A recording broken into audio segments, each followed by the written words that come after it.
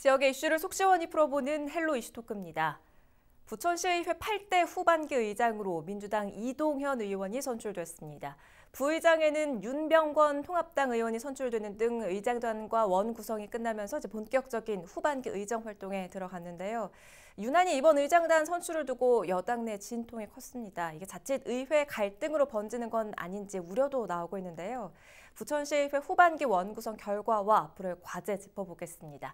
함께할 두 분, 부천시의회 박정산 의원과 광래경 의원 자리했습니다. 어서 오세요. 안녕하세요. 반갑습니다. 네, 안녕하십니까. 자, 이제 8대 부천시의회 후반기가 시작이 됐습니다. 전반기에는 두 분 모두 재문위에서 활동을 하셨는데 후반기 상임위는 어디로 정해졌어요? 저는 행정복지위원회로 정해졌습니다. 네, 박 의원님. 저는 이제 도시교통위원회에서 이제 활동을 하게 됐습니다. 바빠지시겠어요. 선택한 상임위에서 후반기에 가장 해보고 싶은 의정 활동이 있다면 어떤 게 있을까요? 네, 먼저 이제 제가 이제 재정문화위원회 이제 그냥 남기로 이렇게 했었는데 네. 유독 이번 후반기에는 이제 저희 이제 민주당 의원들 중에서도 이제 재정문화위원회에서 활동하고 싶어하는 의원들이 많았습니다. 네. 그래서 전반기에 거기서 활동을 했기 때문에 조금은 아쉬움은 남지만 양보하는 마음으로. 양보하는 마음으로 이제 후반기에는 이제 도시교통위원회로 이제 위원회를 바꿨는데요. 여기서 좀 이야기를 해보면 이제 우리가 상임위 배정 신청을 먼저 하게 돼 있습니다. 먼저 의원들끼리 먼저 하게 돼 있는데 그래서 조금 이제 비어 있는 위원회, 인기가 좀 없는 위원회는 이제 좀 숫자가 적으면 인기 네. 많은 위원회에서 옮겨서 이제 마치는 거죠. 이제 그렇게 해서 이제 그거는 이제 당 대표가 좀 조정을 하고 최종적으로는 의장이 하는 건데 저 같은 경우는 이제 재정문화위원회에 남으려고 했던 거는 우리 부천시의 이제 재정 건전성이 좀 상당히 심각해서 네. 그런 부분에 대해서 조금은 노력을 해야 될 것 같고 그 다음에 고액 체납자들이 생각보다 많았어요. 그래서 고액 체납에 관련된 거가 좀 개선이 돼야 될 거 있어서 이런 부분들을 좀 깔끔하게 우리가 합리적인 정책을 만들어야 된다는 생각이 있었는데 이제 도시교통위원회로 왔고 그래서 저 같은 경우는 우리 도시교통의 위원회에서 할 수 있는 게 도시에 관련된 예산이 상당히 많더라고요. 네. 그래서 우리가 총 1년 예산이 2조 4천억 정도 되는데 도시교통위원회 정도가 약 한 7,600억 정도, 약 거의 한 30%가 넘는 예산을 이제 우리 도시와 관련돼서 사용을 하고 있어서 네. 도시에 관련된 예산을 조금은 줄일 수 있지 않을까.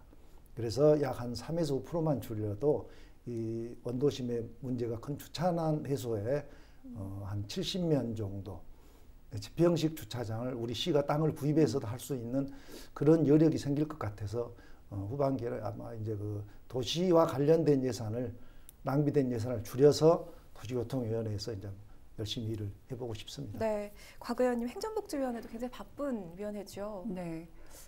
저도 이제 재정문화위원회에서는 이제 재정에 대한 그런 부분, 전체적인 우리 시의 재정에 대해서 좀 살펴보고 싶었고, 그 후반기에는 행정복지위원회로 가는데, 우리 행정복지위원회는 생각하시는 것처럼 우리 그러니까 상임위에서 인기 상임위는 아니에요. 그런데 저는 꼭 그렇게 생각하지 않습니다. 행정 전반에 대해서 살펴보기 위해서, 그리고 특히나 우리 행정복지위원회는 그 보건소가 있습니다. 그러니까 네. 보건소가 지금 코로나19와 관련해서 굉장한 업무, 우리 부천시 전체 업무 중심이 되어 가고 있는데 그런 부분에서 저는 행정복지원에서 해야 할 일들이 많고 그리고 또 실제로 이번에 공원사업단까지 우리 행정복지위원회로 넘어왔습니다. 그래서 네. 그 행정복지위원회에서의 그 담당해야 되는 업무도 많이 늘어났고 그런 보건소가 지금 질병관리본부나 이런 게 다 격상됐잖아요. 그러니까 네. 우리 부천시에서 바라보는 부천시 그 보건소의 그 역량과 그리고 행정인력의 어떤 배치들 그리고 행정과 코로나19로 맞이하는 이런 보건소의 그 역량 이 모든 것들을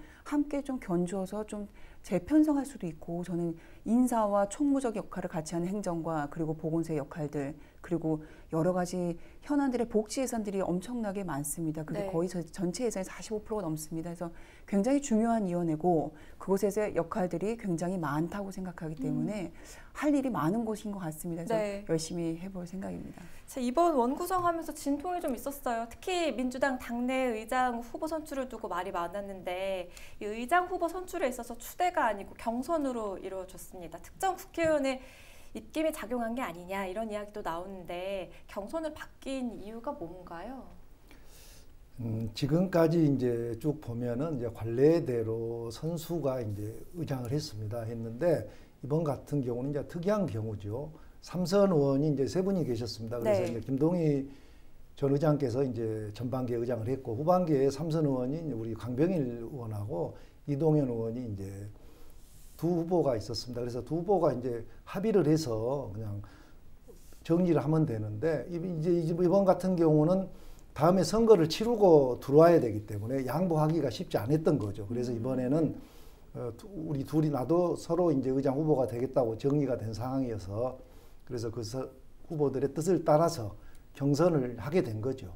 그래서 이제 경선을 하게 됐고 그런 공정한 룰을 만들기 위해서 이제 강병일 후보 쪽에 이제 2명 그리고 이동현 후보 쪽에 2명이 이제 4명이 선관위를 구성해서 거기에서 룰도 정하고 어떤 방법들을 여러 가지를 만들어냈습니다. 그래서 그런 절차에 따라서 한 거고 그 다음에 이제 뭐 국회의원들께서 뭐 이렇게 관여를 했다 그러는데요. 그거는 그분들이어서 뭐 룰을 정하는 것도 아니고 공정하게 나중에 불협화음 만들지 않는 그런 공정한 룰로 이렇게 선거를 하라고 해서 그분들의 그런 말씀이 있었고 그런 취지에서 했던 거고 또 어떻게 보면은 아무래도 같은 지역구에 있는 시의원이 이제 의장을 하는 것이 낫다라고 생각할 수도 있잖아요. 그래서 그런 취지 그분들이 어떤 룰을 정하고 그러진 않았습니다. 그렇군요.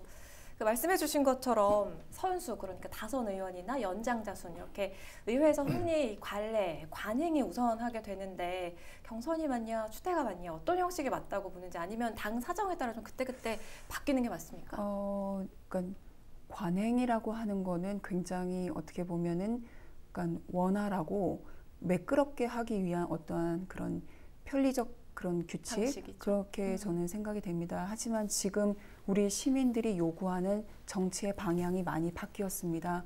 꼭 관행이 좋은 것도 있지만 관행적이지 않더라도 어떤 그런 뭔가 그 좀 뭔가를 타파해 보는 것도 굳이 저는 나쁜 방법은 아니라고 생각합니다. 이미 인천시나 이런 곳은 재선 의원이 3선과 4선이 있음에도 불구하고 재선 의원이 의장이 되기도 했고요. 네. 그리고 이번 저희 그 우리 상임위원회도 상임위원장들이 모두 초선이고 심지어 재정문화위원회는 비례대표께서도 그동안에는 비례대표는 상임위원장은 주지 않는다 이렇게 이야기했는데 그런 관행들이 하나 둘씩 깨지고 있습니다. 그러니까 관행이라는 것이 나쁜 의미에서 깨지는 것은 옳지 않지만 좀 더 선도적이고 좀 더 앞장서서 나갈 수 있는 부분이라면 선수나 연장자 순도 중요하지만 그 나머지의 다른 부분들을 좀 객관적인 지표들이 있다면 그런 부분들을 좀 만들어서라도 모든 것 좋은 방식에서의 깨어지는 것은 저는 꼭 나쁘다고 생각하지는 않습니다. 앞으로는 좀 선도적이고 또 혁신적인 그런 방식도 좀 기대를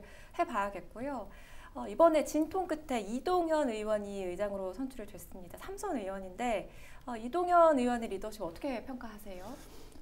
네, 저 삼선 정치인을 그냥 한다고 생각을 하지는 않습니다. 이 세 번의 선거를 해서 이제 들어와야 되는데 일단 이제 당에서 3번 다 공천을 받아야 되고요. 네. 공천을 받아도 시민들에게 선택을 받아야 됩니다. 그랬을 때는 기본적으로 그분이 의정 활동을 훌륭하게 하고 지역 주민들의 인정을 받기 때문에 이제 3선이 됐다고 생각을 하고요. 그 다음에 이제 우리 이동현 의장님을 보면 친화력이 대단합니다. 네. 우리가 볼 때 정말 친화력이 높게 살 수가 있고요. 그 다음에 이렇게 공무원들에게도 대단히 호의적이고 인정을 받고 있습니다. 그리고 주민들이 이렇게 칭찬하고 주민들이 인정하는 부분들이 지역의 민원 해결이 철저하고 정말 탁월하다. 그러니까 어떻게 민원을 해결하기 전에 이 민원은 언제까지 해결을 할 것이고 안 되는 것은 왜 안 되고 왜 이런 거는 되고 그러니까 어떤 부분을 더 준비하고 민원이 해결될 때까지는 기다려다. 이런 것들이 그 주민들이 되게 편해하고 행복해합니다. 야, 정말 대단한 사람이다라는 이런 평을 하고 있고요. 그래서 그런 이런 리더십을 가지면 충분히 우리 의회에서도 의원들을 이끌고 성공하는 8대 후반기 의회가 될 걸로 그렇게 생각을 하고 있습니다. 이 당내 의장 후보 선출 과정에서 강병일 의원과 막판까지 경합을 벌이다 보니까 당내에서도 후유증이 좀 있었을 것 같아요. 여기에 당대표 경선은 의장 선출 때와는 정반대로 원미을 박병건 의원을 누르고 소사지역에 최성훈 의원이 선출이 됐습니다. 앞으로 의정 활동에서 당 화합은 어떻게 보세요?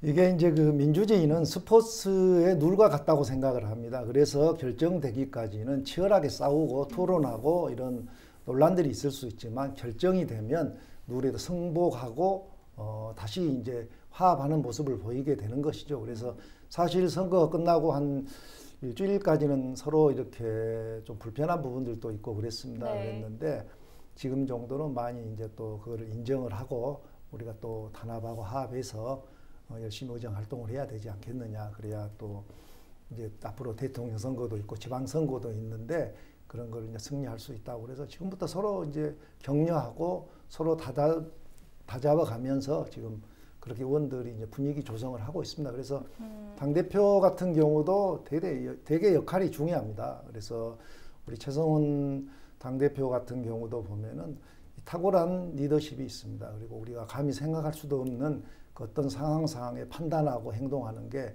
정말 우리가 본받아야 될 점이라는 이런 생각을 하고 있습니다. 그래서 이동현 의원도 그러고 최성현 당대표도 그러고 이게 그런 친화력이나 그런 순간순간의 판단력 이런 것들은 노력한다고 되는 것은 아니거든요. 그거는 천성적인 것이고 항상 몸에 배어 있는 거니까 그런 두 의장과 대표의 이 조합이면은 하여튼 훌륭하니 잘 할 수 있을 것 같다. 그래서 시 집행부도 조금은 긴장을 해야 될 것 같다.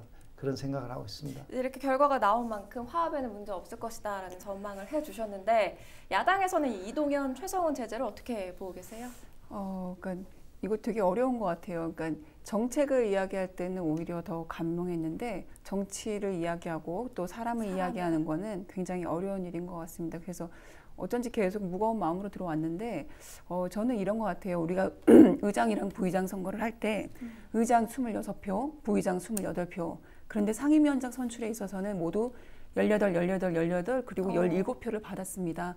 의장, 부의장은 어느 정도의 여야 합치의 그런 대동단결이 보였는데 상임위원장에서는 그런 표 분산이 아주 명확하게 돼 있었고 기권표도 상당히 많았습니다. 네. 근데 그런 것을 보면 의장과 부의장은 어쩔 수 없는 받아들였지만 상임위원장에서는 우리가 감정적인 고립이나 내용이나 이런 부분들이 드러나지 않았나 이렇게 생각이 됩니다. 그래서 사실 전반기 때는 우리가 못 모르고 들어와서 그냥 누가 하는 이끌어주는 대로 그냥 갔는데 지금은 모두가 너무 잘 알고 그래요. 그래서 그렇기 때문에 이동현, 최성훈 그 의장 당대표 체제가 어떤 사람들을 아우르고 이제 어떤 정치력, 이분들이 잘하시는 게 정치력이라고 저는 봅니다. 그 정치력이 당내의 정치력을 발휘해서 화합을 하고 그리고 여야 간의 그런 역할들을 분명히 해주되 그리고 서로 존중해주는 그런 화합차기를 좀 마련해주고 그리고 시 집행부와는 우리가 아무리 여당이라 하더라도 견제의 기능은 우리에게 있는 고유한 권한입니다. 그런 부분들을 이 두 분께서 해주지 않으면 이분들도 굉장한 정치력에서도 힘이 들 거라고 보거든요. 네. 그래서 이 두 분의 체제를 저희는 환영합니다. 야당에서는 환영하고요. 일부 그렇지 않은 분들도 있겠지만 왜 환영하냐면 이분들이 갖고 있는 아까 말씀하신 친화력과 그리고 두 번째 정치력 그리고 다른 사람들을 배려하고 존중하는 마음으로 우리와 야당과 함께 해주신다면 크게 문제가 없고 아까 말씀하신 대로 오히려 집행부가 견제에 우리를 좀 이렇게 높이 이렇게 보아지지 않을까 그렇게 기대를 하는데 저는 이 두 분께 바라고 싶은 것이 있습니다. 이번 과정들을 보니까 사실은 조금 자신의 욕심을 좀 내려놓고 어떤 화합적인 생각을 해주고 시민의 실리를 우선으로 해준다는 그 기조를 먼저 가지고 계신다면 야당이 여당 하는 일에 얼마든지 도움이 되드리고 그렇게 할 수 있을 거라고 봅니다. 이 8대 후반기 관련해서 굉장히 나눌 이야기가 많으지만 시간이 얼마 남지 않아서 조금 속도감 있게 이야기 나눠보죠. 미래통합당의 경우는 부의장이 윤병권 의원이 선출됐고 당대표는 이학환 의원이 선출됐습니다. 당대표 선출 과정에서 시간이 많이 걸렸다고 하는데 이견이 많아서 그랬던 건가요? 이런 것 같아요. 그러니까 당대표를 나오고자 하는 다른 또 의원님도 계셨지만 그게 이제 원만하게 합의를 하여 추대를 해드리는 그 과정까지의 시간이 좀 걸렸습니다. 그리고 또 여러 가지 의견들이 많이 나오고 좋은 대안들을 이야기하다 보니 서로 시간들이 좀 걸렸던 것 같고요. 그리고 또 이건 이제 해프닝이었지만 우리 이학한 당대표께서 굉장히 패기가 넘치세요. 네. 그래서 그 부의장도 나온다고 하시고 막 이럴 정도로 패기가 넘치시고 그리고 당에 대한 그런 열정이나 충성도가 굉장히 좋습니다. 그래서 그분이 부의장으로 나가서 우리 당의 어떤 그 위치보다는 우리와 함께하는 그리고 그분을 함께 가고 이렇게 하는 마음에서 당대표로 또 추대를 해드렸습니다. 그래서 굉장히 당에 대한 새로운 이미지가 또 될 것 같고 또 목소리를 내는 그 야당의 목소리를 내는 그런 야당이 또 될 거라고 기대합니다. 윤병건 이학한 체제를 뭐 야당으로서 견제가 잘 될 거다 이렇게 전망하시는 거예요? 아유, 견제해야죠. 그리고 그 뒤에 그 돌격대들이 있습니다. 그래서 얼마든지 그 이학한 대표님의 그 체제를 저희는 밀어드릴 거고요. 전폭적인 지지를 해드릴 거고 그리고 또 윤병건 부의장님의 또 그 아주 부드러움이 섬세함이 저희가 또 잘 될 것 같습니다. 야당에서는 뭐 어떠세요? 좀 껄껄한 상대는 아닌가요? 우리 윤병건 이제 부의장께서는 우리 28명의 의원 중에 이제 가장 연장자이신데요. 이번에도 이제 그 선출 과정에서 28표를 전부 이제 받았습니다. 그래서 하여튼 그 인품이 되게 좋으신 분이고 야당으로서도 이렇게 그 뭐 투쟁력이나 이런 모습보다는 인자하고 온화한 모습으로도 이제 수습을 하는 그런 부분들이 많았고요. 이학한 당대표 같은 경우는 아까 광래경 의원께서 말씀하셨다시피 대단히 그 야성이 강하다 이런 생각을 하고 있습니다. 네. 그래서 부딪힐 수도 있는데 그거는 이제 대표들이 풀어나가야 될 문제고 하여튼 그래도 서로 치열하게 토론하고 부딪히는 모습도 괜찮다고 생각을 합니다. 네. 그렇게 생각을 하고 있고요. 자, 이번에는 각 상임위를 좀 살펴볼게요. 재문위의 송혜숙 위원장, 도시교통위원회는 김주삼 위원장, 행정복지위원회는 이소영 위원장이 선출이 됐는데 후반기에 활약이 가장 기대되는 상임위는 어디예요? 아유, 그거는 행정복지위원회입니다. 본인이 소속된. 그건 아니고요. 지금 우리가 코로나19 이 시대에 우리가 해야 될 역할들이 굉장히 많은 것 같고 네. 그럼으로 인해서 행정 전반으로 다시 살펴야 할 일들이 많을 것 같습니다. 그래서 행정복지위원회입니다. 행복위를 꼽아주셨고 박 의원님은요? 네, 저도 이제 도시교통위원회가 가장 이제 활약을 해야 될 위원회로 생각을 하고 있습니다. 사실 우리 부천의 도시 문제가 벌써 이제 역곡 공공주택지구도 있고 대장동 신도시도 있고 영상문화산업단지가 이제 재문위에서 이제 통과가 되면 그런 부분에 대해서 이제 검토해야 될 게 이제 도시교통위원회고요. 그 다음에 이제 우리 그 부천에 보면 사실 그 외곽순환도로가 상습 정체고 그 미세먼지라든지 소음 여러 가지 문제를 야기하고 있거든요. 이래서 이것도 사실 우리 부천의 제1의 정책으로 저는 꼽아야 된다고 생각을 합니다. 그래서 우리 시가 할 수 있는 일은 아니지만 중앙정부와 협력해서 시민들이 원하는 방향으로 개선이 돼야 되고 꼭 그렇게 해야 된다는 생각을 갖고 있습니다. 그래서 도시교통위원회가 가장 활약을 해야 되는 위원회로 그렇게 생각을 하고 있습니다. 네. 하반기에 어떻게 여야 협치 잘 될까요? 제가 어제 하도 전화를 많이 받아서 그래서 꼭 말씀을 드려야 될 것 같은데 이 모든 일이 사람이 하는 일입니다. 그런데 그래도 사람 좋은 이동현 의장 체제 그리고 사람 좋은 이학한 대표 그리고 최성훈 대표 이분들이 함께 하시니까 그리고 또 우리 윤병건 대표님 부의장님은 그 윤병건 전 대표님이고 현 부의장님은 사람 좋기로 소문난 분들입니다. 그래서 이 네 분의 그 협치가 저는 분명히 잘 될 거라고 보고 그분들이 잘 해주셔야 우리 평의원들도 잘 따라갈 수 있으리라 봅니다. 여야 협치 하반기에 좀 기대해봐도 될까요? 기대하셔도 좋을 것 같습니다. 잘 될 걸로 믿습니다. 지금 부천에 산적한 현안들이 굉장히 많습니다. 굵직굵직한 이 현안들 가운데 두 분이 꼽는 현안은 뭔지 먼저 박 의원님. 지금 우리가 인접에 있는 계양구와 이제 쓰레기 소각장 자원순환센터하고 굴포천 하수 종말 처리장입니다. 이 두 문제가 빨리 협의가 되고 해결돼야 될 걸로 생각을 하고 있습니다. 도시교통위원회에 몸담고 계신 만큼 아무래도 도시 문제 찝어주셨고요. 곽 의원님 어떤 현안이 있을까요? 아무래도 저도 행정복지위원회 소속이기 때문에 이 코로나19 사태에 우리의 행정 인력과 전반적인 부분에 대한 그런 좀 이렇게 짚어가서 다음 감염병, 전염병에 대한 그런 문제까지도 미리 점검해야 되는 시스템이 구축되어야 된다고 봅니다. 그래야지 이 모든 일이 잘 되기 위해서는 우리 시민의 안전과 건강이 최고라고 생각합니다. 그래서 그런 부분에서 그런 어떤 방역 체계부터 감염병이나 이런 부분에 대한 그런 무언가를 마련해 놓는 그런 체계 시스템을 좀 잘 완성해 놓는 것이 저는 우선이라고 생각합니다. 네. 8대 부천시 의회가 출범했습니다. 여야 협치에 대해서 기도해도 좋을 것 같다고 여야 의원 두 분께서 말씀해 주셨는데요. 정말 이번에는 기대해 보겠습니다. 헬로 이슈토크 오늘 준비한 소식은 여기까지입니다. 시청해 주신 여러분 고맙습니다.